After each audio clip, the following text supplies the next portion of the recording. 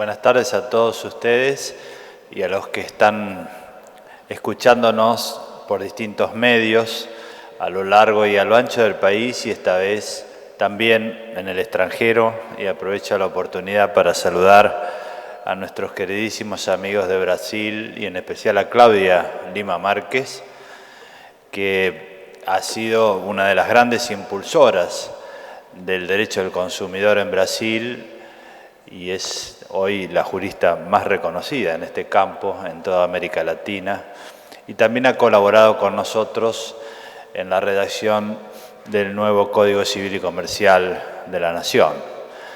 Hace casi 30 años todos nosotros mirábamos a los europeos para consultar cuál era la bibliografía. A partir de que empezamos a relacionarnos con los amigos profesores de Brasil, con Claudia Lima Márquez, Antonio Benjamín y muchos otros, esto comenzó a cambiar y hoy tenemos una verdadera cultura jurídica latinoamericana que inspira, entre otros grandes temas, nuestra codificación actual. Saben ustedes que esta idea de las políticas de Estado es hacerles conocer a ustedes y a la población qué es lo que estamos trabajando en el largo y mediano plazo. Si las políticas de Estado son decisiones que se toman como poder, no son las decisiones que obedecen a un momento, a una coyuntura, a una circunstancia, a una necesidad momentánea, sino son decisiones que se toman pensando en el diseño de país, en el mediano y largo plazo. Este año, habrán oído ustedes en la inauguración del año judicial, nosotros hemos dicho que terminar con la impunidad es una política de Estado y requeríamos a los jueces, principalmente en el área penal, en el área del narcotráfico y de la corrupción, que sean efectivos y que se hagan también las modificaciones legales necesarias para que esa efectividad del Poder Judicial sea posible. Esto mismo dijimos el año anterior, es decir, esta es una política de Estado, terminar con la impunidad, porque los argentinos quieren que esto suceda y sobre todo porque el país lo necesita. La credibilidad de las instituciones está muy vinculada a una ética pública. Y la defensa del consumidor también es una política de Estado.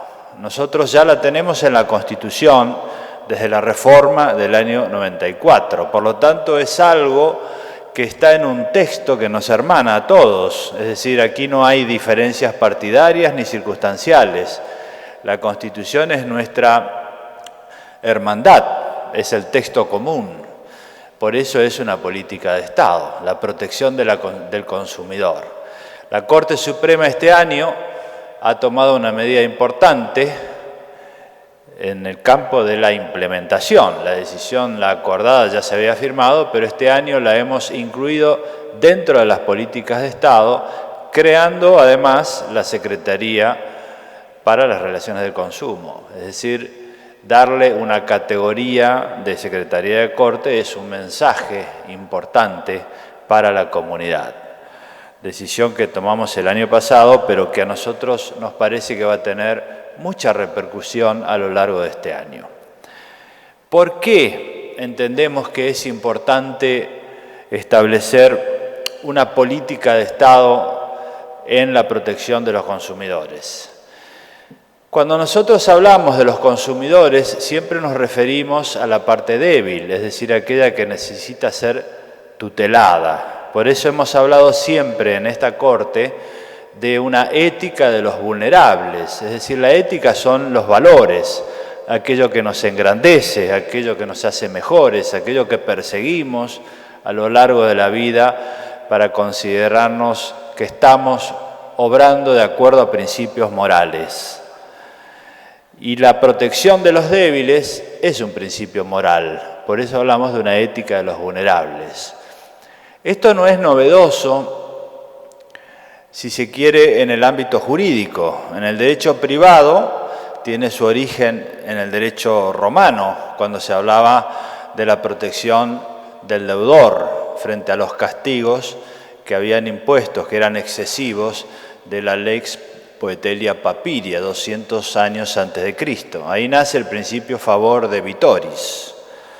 Luego se transformó a lo largo de los años, por influencia de los posglosadores, en un principio más amplio, favor debilis, protección de la parte débil. Y luego, en el siglo XX, con el surgimiento de una economía industrial plena, surgió una protección de categorías, los locatarios, por ejemplo, los adquirentes de vivienda. Pero todo esto estaba vinculado a la posición que tiene el sujeto protegido en la obligación, acreedor o deudor, o en el contrato, locatario, adquirente de vivienda, trabajador, pero siempre se necesita que sea sujeto obligacional o contractual. En cambio, la última evolución alcanzó a aquellas personas que se refieren a una posición en el mercado, que es la de consumir. Y esto puede dar origen a un acto jurídico unilateral, bilateral, que es un contrato, o un hecho jurídico, es decir, ser dañado o ser sometido a una influencia indebida a través de la publicidad. Es decir, el consumidor, desde el punto de vista de derecho privado, no es solo el que está en una obligación, el que está en un contrato, sino el que está expuesto a una relación de consumo. Por lo tanto, esa es una expansión muy grande que se ha hecho a lo largo de muchos siglos. En el derecho público, la corriente es similar, porque se comenzó con la protección a través de derechos fundamentales vinculados a la persona y sobre todo a la dignidad de la persona. Pero luego se entendió que estos derechos fundamentales de la dignidad de la persona no son solo para frenar al Estado, sino también para ser aplicados en las relaciones privadas. Y por eso la doctrina alemana y sobre todo la jurisprudencia alemana aplicó la protección a través de los derechos fundamentales en las relaciones entre las personas y las empresas, no solo entre las personas y el Estado. Hay un caso muy importante que hemos citado muchas veces, en el cual una persona tomó, siendo muy joven, una garantía y el incumplimiento del deudor principal hizo que él se hiciera cargo de la garantía y siendo muy joven, toda su vida iba a quedar afectada por esa garantía. Y entonces el argumento de la Corte alemana para declarar nula esa garantía excesiva no fue de derecho privado. Dijo, acá está afectado el derecho al desarrollo de la personalidad. Es decir, toda su vida este joven va a estar pagando esa deuda y por lo tanto no va a poder desarrollar su personalidad. Este fallo de la Corte alemana, comentado por Canaris en un artículo que fue traducido en el portugués, en la revista de Derecho del Consumidor portuguesa está, es muy importante porque es el fundamento constitucional y derecho público en la tutela del consumidor. Es decir, que tanto en el derecho público como en el derecho privado tenemos una larga historia, que yo he resumido muchísimo, pero es una larga historia. Entonces hoy tenemos al consumidor como sujeto protegido en la Constitución, en el Código Civil y Comercial de la Nación, en la Ley de Defensa del Consumidor y en muchísimas leyes de todo tipo que se han dictado en estos años. Ahora, ¿por qué es necesario decir que hay una política de Estado? Porque por más leyes y textos que tengamos, si nosotros no lo llevamos a la práctica, esto no tiene efectividad.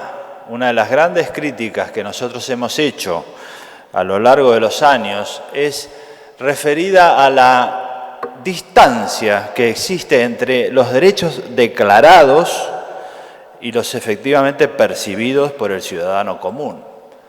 Esta distancia afecta también la credibilidad de las instituciones. Así como el ciudadano se sorprende cuando dice que hay un sistema de gobierno y luego ve que todo eso es muy frágil y hay mucha mentira atrás, también se sorprende cuando la ley no se aplica o cuando los jueces no aplican la ley. Entonces, lo que hoy se discute en el derecho con mucha fuerza es la implementación, es decir, el proceso que sigue a la sanción de la ley. Y por eso es necesario que la implementación acerque estos derechos a los ciudadanos y sean efectivos. Por eso es necesaria una política de Estado. ¿Y cuál es el rol del Poder Judicial? En el sentido amplio, es decir, el rol de los jueces, juezas, pero también el de los abogados, de las abogadas, el de los profesores y profesoras de Derecho, todos aquellos que en sentido amplio están trabajando en lo que el ciudadano percibe como sistema de justicia. En primer lugar es tener en claro la Constitución, la ley y lo que dicen, y en segundo lugar es necesario tener el coraje de aplicarlo. Si esto no se produce, tenemos una distancia muy grande. Hay un autor alemán, también Friedrich Müller, que dice que hay un proceso de concretización de la norma, es decir, que la norma que está dictada luego necesita ser concretizada. Y esto es una sentencia, un artículo que explique la sentencia. La cercanía con el consumidor es muy importante. ¿Por qué es importante hoy? Si nosotros tenemos una larga historia, es porque los problemas del consumidor no han disminuido, han crecido. Y ahí es donde voy a hacer un resumen de algunos de los temas que ha decidido la Corte y que además son temas de futuro. Uno de esos temas tiene que ver con la confianza. Si uno piensa cómo nos movemos nosotros a lo largo y a lo ancho del país, del planeta, y desde que nacemos hasta que morimos, en general utilizamos la confianza. Los códigos civiles del siglo XIX en realidad no autorizaban la confianza. Decían, cuando uno tiene que celebrar un contrato o vincularse con alguien, tiene que informarse. Y después de que me informo, entonces voy para adelante. Pero si no me informo y cometo un error, es un error culpable. Pero esto hoy sería imposible. ¿Por qué imposible? Porque si nosotros nos levantamos a la mañana y queremos tomar un taxi para ir al trabajo o un colectivo, un micro, lo que tendríamos que hacer es pararlo y decirle, bueno, a ver, ¿cómo está el estado del vehículo? ¿Usted tiene su autorización? ¿Cuál es el certificado médico que tiene actualizado? Y bueno, en fin, pedirle toda la información y después subirnos. Y después, cuando vamos a comprar la comida para el almuerzo, pedir en el restaurante o el que la manda o el delivery, como le llaman ahora, decir, bueno, a ver, usted tiene todo en orden, se hicieron las inspecciones. Esa carga de autoinformación es imposible en el mundo actual. No funcionaría la economía. Entonces, ¿qué hacemos? No preguntamos nada y obramos. ¿En base a qué? A la confianza. ¿Y quién nos da la confianza? Las marcas, la publicidad. Y nos da seguridad. Si nosotros tenemos que subir a un avión, generalmente miramos que sea de una compañía que se conoce, si no, ahí preguntamos. Si tenemos que subir en un parque, vemos, no es lo mismo subirse a una montaña rusa de Disney que a una que no conocemos. Las marcas influyen. Si vamos a un hotel en un país que no conocemos, vemos una cadena conocida. Si vemos una cadena de supermercados conocida. Es decir, las marcas generan confianza y los consumidores actúan en base a la confianza. Entonces, el que crea la confianza tiene que hacerse responsable. Y esto la Corte lo decidió en un caso Ferreira, hace ya un tiempo, en el que el sujeto que va y accede a una autopista con peaje, o en cualquier situación, porque el caso en sí no es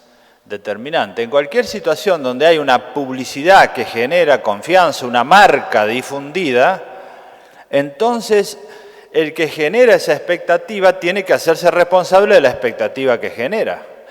Y esto es algo muy común. Toda nuestra vida y nuestra actividad y la de casi todos los ciudadanos del país y del planeta funciona así. Entonces, si nosotros no somos inteligentes y no entendemos que las cosas han cambiado, que las costumbres sociales y económicas cambiaron y que entonces hay que decir, el que crea una confianza, una expectativa, tiene que hacerse responsable de ella, si no hacemos eso, la protección del consumidor va a estar muy lejos de lo que realmente se necesita. Porque el que crea la confianza va a decir, bueno, esa es la publicidad, o a lo mejor es una expectativa infundada, pero acá estaban las aclaraciones. Es a la inversa, ¿eh? Es decir, a esto lo denominamos modificar la carga de autoinformación. Esto lo dijo la Corte y hoy ya está en el Código Civil y Comercial de la Nación.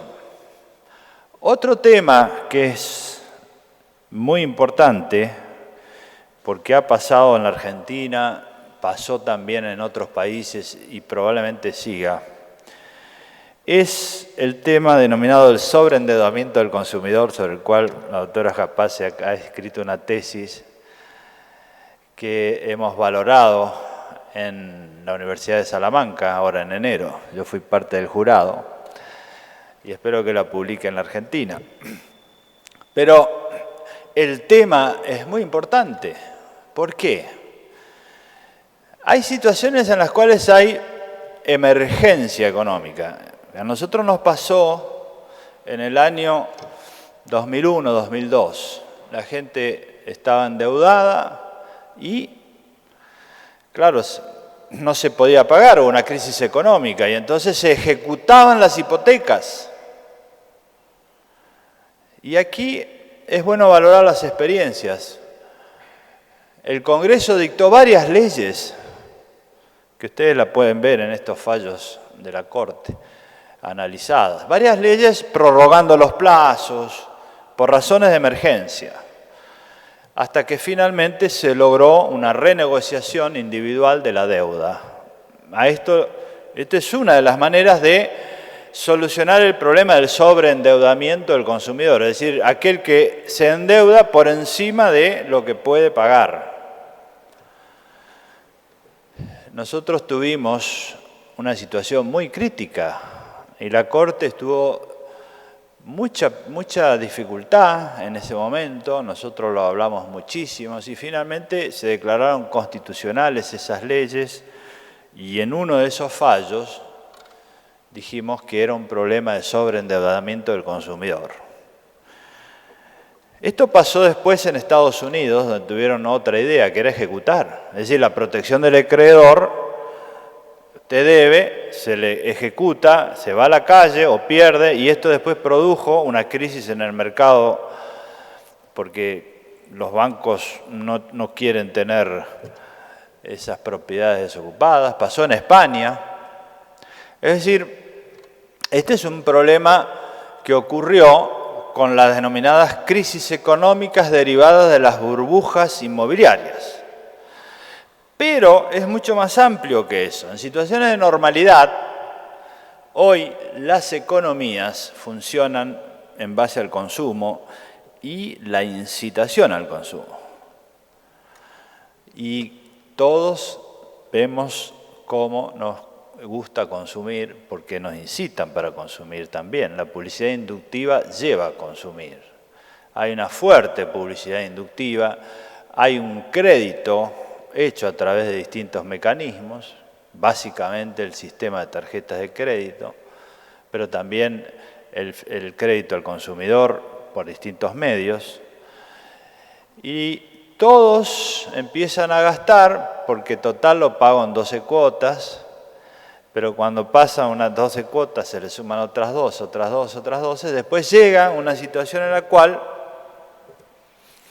viene la crisis. Y esa crisis del consumidor es tanto más grave que la empresaria, porque la empresaria tiene una solución que es la solución concursal, pero el consumidor no la tiene, por lo menos tan fácil. Y entonces vemos muchas familias destruidas, porque le subastan la vivienda, porque no puede pagar, porque después empieza pagando tasas que son usurarias, y entonces se hace una especie de bola de nieve que a uno lo llevan a una crisis. Por eso el tema del sobreendeudamiento del consumidor es muy actual, y se ha trabajado muchísimo en Brasil, y creo que hay que mirar mucho lo que se está haciendo en el derecho del consumidor brasileño, porque está mucho más adelantado que nosotros en este tema, y es donde hay un trabajo muy fuerte encaminado a solucionar los problemas de sobreendeudamiento del consumidor. Este es otro tema. Nosotros tenemos sentencias de la Corte que mencionan el tema, tenemos trabajos de doctrina, pero ahí es donde nos está faltando una legislación más abarcativa y completa sobre este segundo tema, que es el sobreendeudamiento. Primero es la confianza, el segundo el sobreendeudamiento. Tercer tema que es muy relevante es la situación del consumidor en determinadas prestaciones básicas. Y aquí también confluye el derecho privado y el derecho público. Por ejemplo, el acceso a la salud.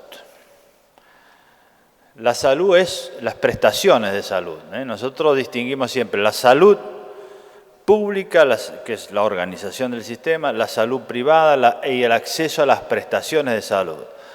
El acceso a las prestaciones de salud es un tema importante. Nosotros tenemos mucha jurisprudencia en todo el país y también de la Corte Suprema, y también esto tiene una vertiente que es el derecho público, es decir, los derechos fundamentales. Entre ellos, los derechos fundamentales, ¿qué significa? Que hay un mínimo sin el cual las personas no pueden ser consideradas ciudadanos. Necesitan de eso para poder ser seriamente consideradas ciudadanos. Entonces, ahí están los derechos fundamentales. ¿Por qué son fundamentales? Porque están fuera del mercado. El resto lo da el mercado. Si uno tiene dinero los compra, si no tiene dinero no los compra. Pero hay determinados bienes que a través de los derechos fundamentales uno los puede solicitar, aun cuando no pueda pagarlos. Esa es la gran diferencia práctica en materia de implementación. Y luego en el derecho privado también hay muchos trabajos y jurisprudencia sobre las relaciones entre los prestadores de servicios de salud y quienes la requieren. Este tema ha dado lugar a una vastísima jurisprudencia porque hay muchos problemas de todo tipo y una litigiosidad excesiva. Primer problema, las expectativas de las personas que requieren servicios de salud van creciendo. Y es lógico. En primer lugar porque hay una oferta y una promesa de parte de los prestadores. En general, quienes hacen publicidad de servicios médicos prometen demasiado.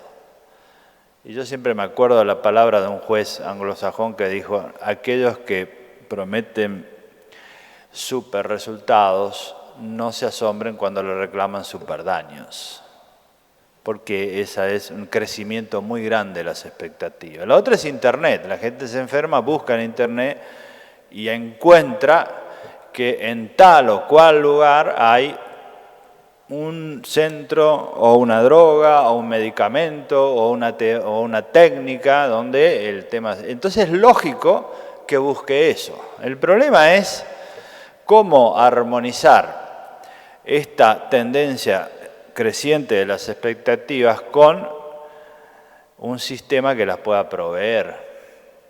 Porque la verdad es que en todo el mundo este es un problema.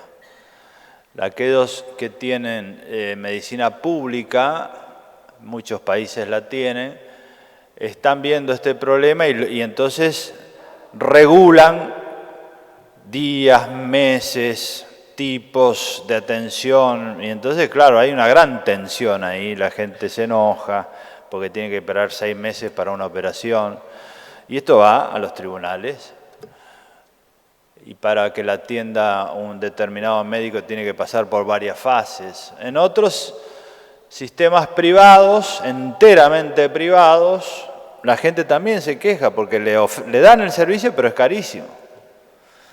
Atenderse en Estados Unidos es muy bueno, pero es caro, que es un sistema privado.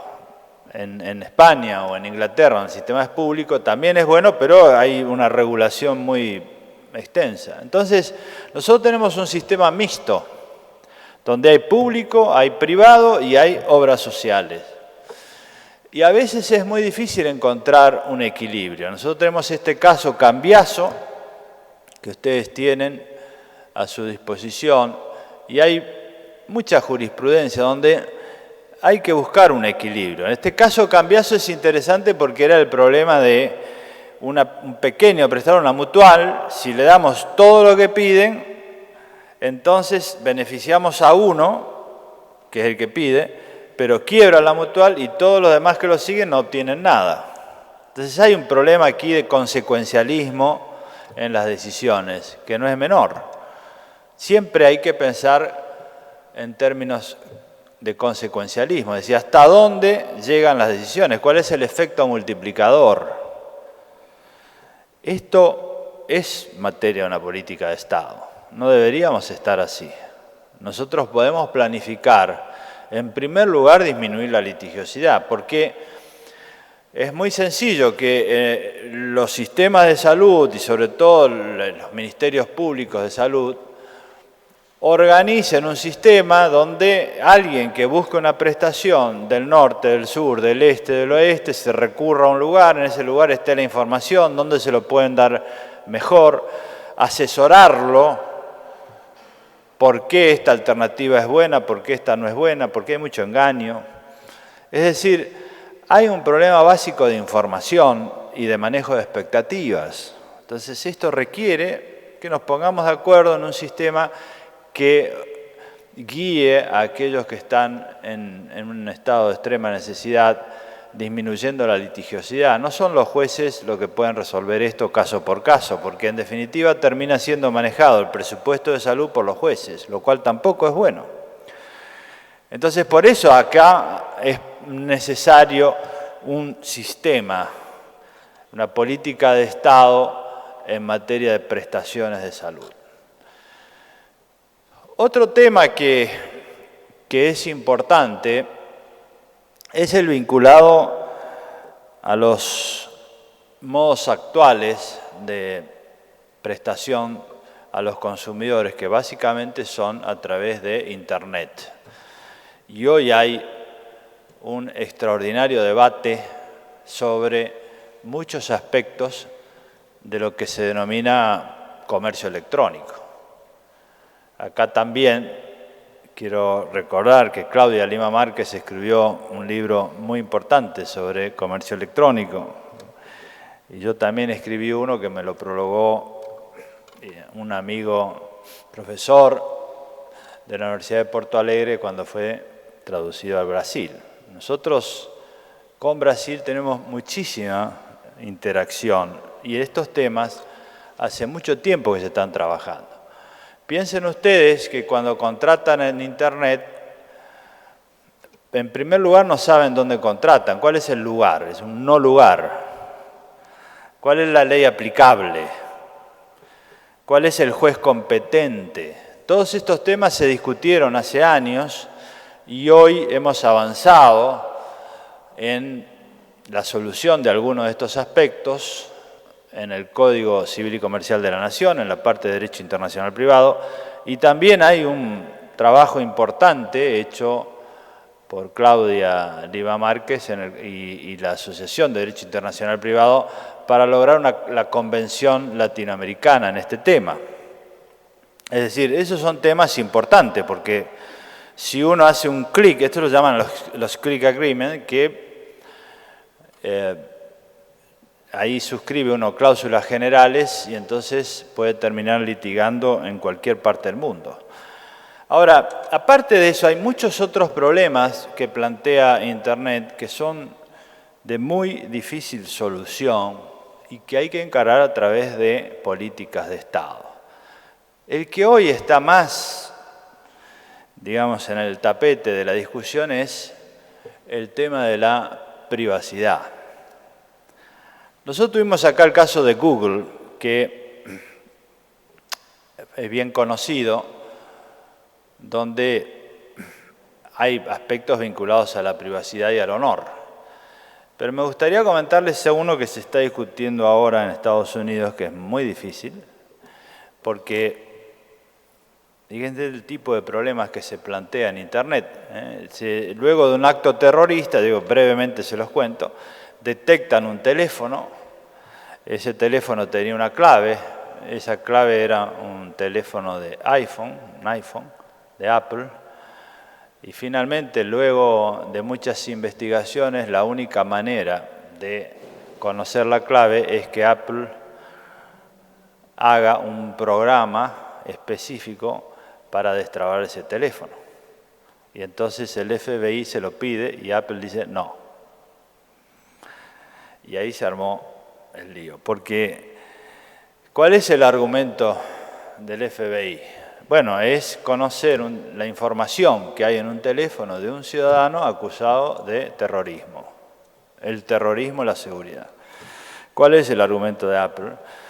Si nosotros accedemos a esto, todos los teléfonos celulares van a poder ser intervenidos, porque va a haber muchos otros fiscales que lo van a pedir por terrorismo, por divorcios, por cuestiones fiscales, por cualquier cosa. Y además, porque cualquiera lo va a poder hackear. Y entonces dice Cook, la revista Time le dedicó la tapa a este tema, ¿no? Hay un gran debate nacional donde intervino, obviamente, los candidatos presidenciales opinando, todo el mundo opinando. ¿Y ellos qué dicen? Hoy toda la vida de una persona está en el teléfono. Lo que hace a través de lo que hace y dice en el chat, las fotos, todo. Con quién habla, con quién no habla, todo. Entonces, esa privacidad es lo que debemos defender, dice Apple, y por eso no le vamos a dar. Y entonces se armó un gran debate nacional, juicios y pobres los jueces que lo tienen que resolver. Pero aquí nosotros lo hemos planteado, este tema ya hace un tiempo, está planteado en el Código Civil y Comercial de la Nación. Siempre hemos dicho que uno de los grandes problemas del consumidor va a ser la privacidad y la dignidad. Y por eso, en materia de derechos personalísimos, el Código Civil y Comercial de la Nación empieza hablando de la dignidad, la inviolabilidad de la persona y luego protege la privacidad, protege la imagen. Es decir, estos son los grandes temas que se vienen para el futuro. Y en este debate yo leía, dice, ya no es solo el mundo orwelliano el que imaginó Orwell, que era el gran hermano, alguien que vigilaba a todo el mundo. Esto ya se puede hacer. El problema es que nosotros le damos la información al gran hermano. Esto es lo que ha cambiado. El celular hace que nosotros, y el Facebook y todo, nosotros le damos la información voluntariamente.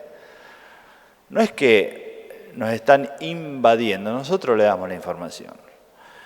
Y eso, imagínense la historia de una persona que hoy empieza su vida activa, pues nosotros todavía tenemos la mitad, algunos más, algunos menos.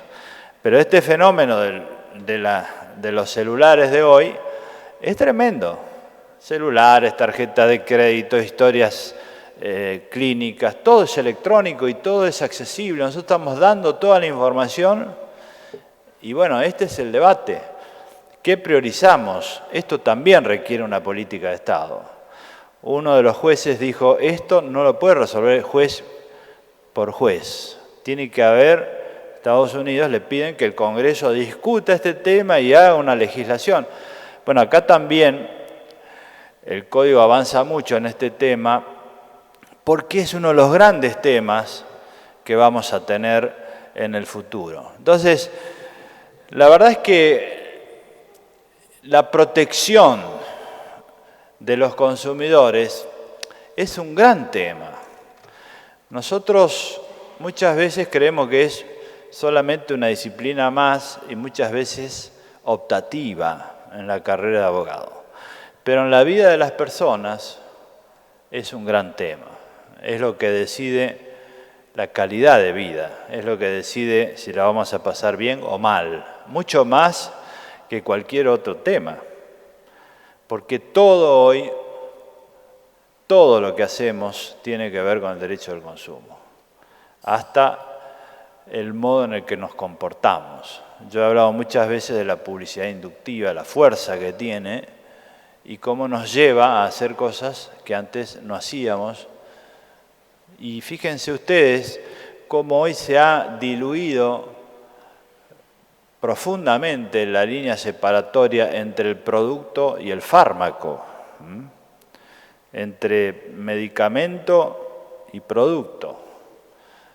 Si ustedes ven la publicidad o ven lo que hay de oferta en el supermercado, cada vez más está lo saludable vinculado al alimento, al producto. Entonces, eso tiene un poder inductivo tremendo. ¿Qué pasa si después no es tan saludable como dice la publicidad? Bueno, todos nosotros nos vamos comportando de acuerdo a eso. Es decir, no es un tema menor, requiere que nos ocupemos de eso. La gobernabilidad no es solo ocuparse de las disputas de poderes, es más bien ocuparse del bienestar de los ciudadanos. Y esto es muy importante que lo entendamos. Por eso es que hablamos de una política de Estado en materia de consumo y hemos creado esta secretaría y esperamos que todos se involucren activamente en esto, porque también hay muchísimo que hacer del lado de los ciudadanos. La Argentina tiene muchas asociaciones de defensa del consumidor que cumplen un rol importante. Hemos avanzado mucho en el campo de la legitimación. Hemos dictado sentencias en la Corte y en muchísimos tribunales ampliando la legitimación. Hemos trabajado en la creación de un registro de acciones colectivas. La Corte está avanzando más en esto, estamos discutiendo una ampliación, pero la verdad es que esto debería ser una legislación más completa sobre procesos colectivos. La Corte ha dictado al ABI, hemos hecho estas Berazategui, son precedentes importantes de la Corte que han fijado criterios, las acordadas sobre creación de registros colectivos, pero es necesario una legislación, por eso también es bueno que mencionemos esto dentro de políticas de Estado.